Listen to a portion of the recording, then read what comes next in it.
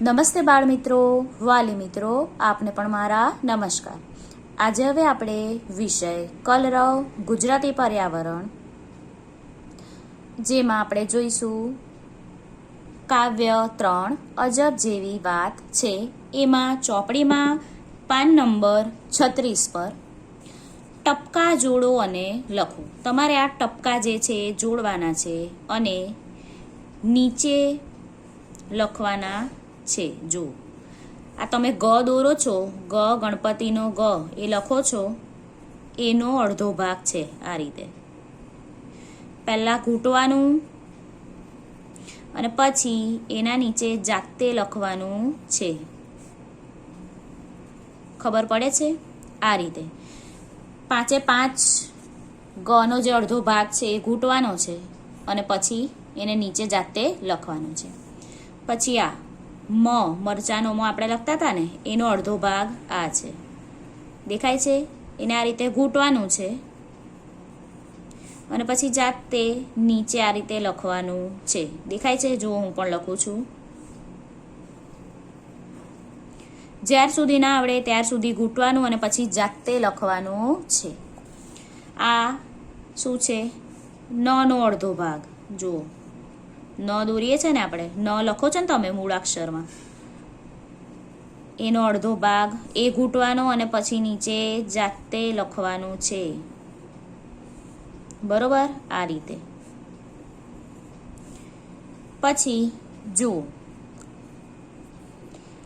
આપણે સાતડો કરીએ છીએ, સાતડો તો એને શું કહો છો તમે? રસવો. અને જ્યારે એકડો કરો તો એને શું કહો તમે? દીર્ઘ. બરોબર છે? પણ અહીંયા તમે શું શીખો છો? ગ, મ, ન અને જ. તો આ ગ નો અડધો ભાગ આ બાજુ, મ નો અડધો ભાગ આ રહ્યો, ન નો અડધો ભાગ આ રહ્યો, આ જ છે એનો અડધો ભાગ છે આ. જુઓ, દેખાય છે?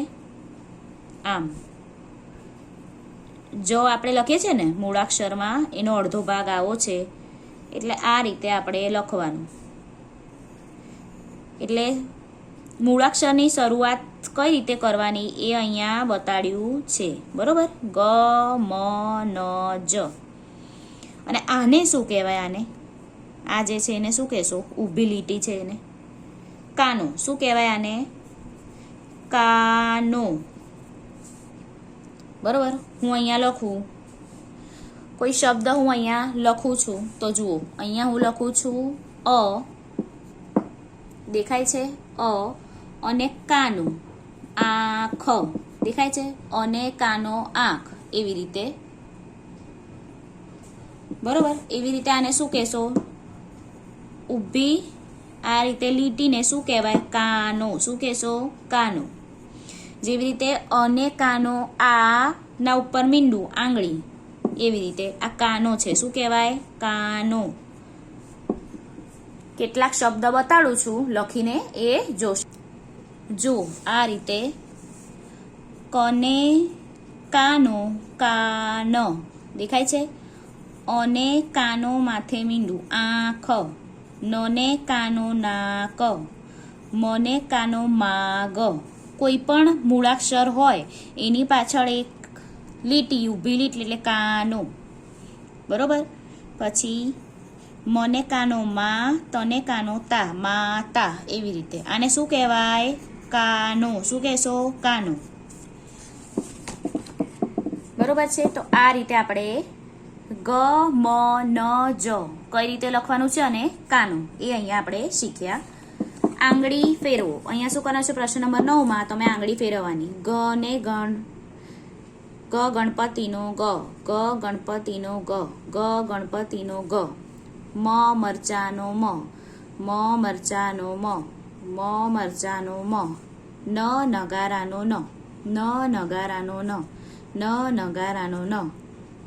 જ જમરૂખનો જ, જ જમરૂખનો જ, જ જમરૂખનો જ. ગ મ ન જ, ગ મ ન જ, ગ મ ન જ. એવી રીતે. હવે આ બાજુ પ્રશ્ન નંબર 10 માં શું ઘૂંટવાનું છે?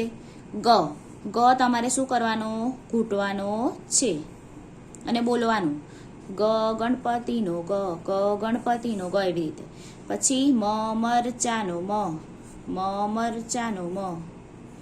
એવી રીતે બધું જ ઘૂંટી નાખવાનું. પહેલા ગ ગણપતિનો ગ ગણપતિનો ગ ગણપતિનો ગ.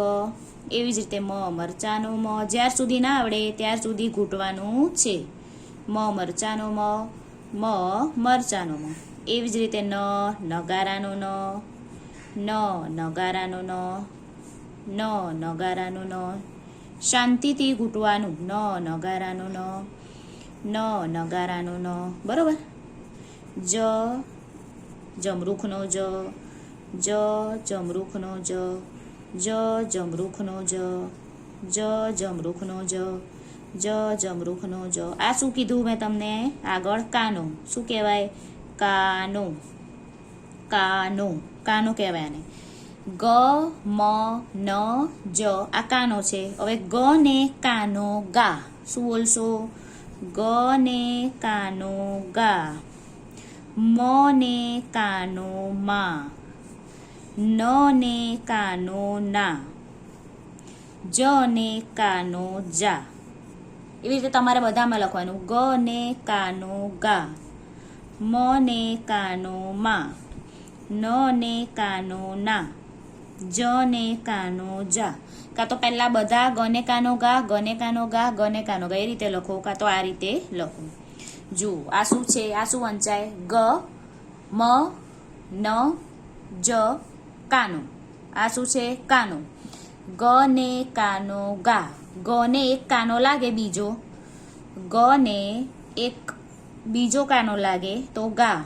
મ ને પહેલા મ લખશું અને પછી ફરી કાનો મા. ન લખશું પછી ફરી કાનો ના. જ લખીશું અને એને કાનો જા. તો ગા મા ના જા. આ રીતે એને વંચાય. બરોબર છે. હવે આપણે આગળ અહીંયા જોઈશું.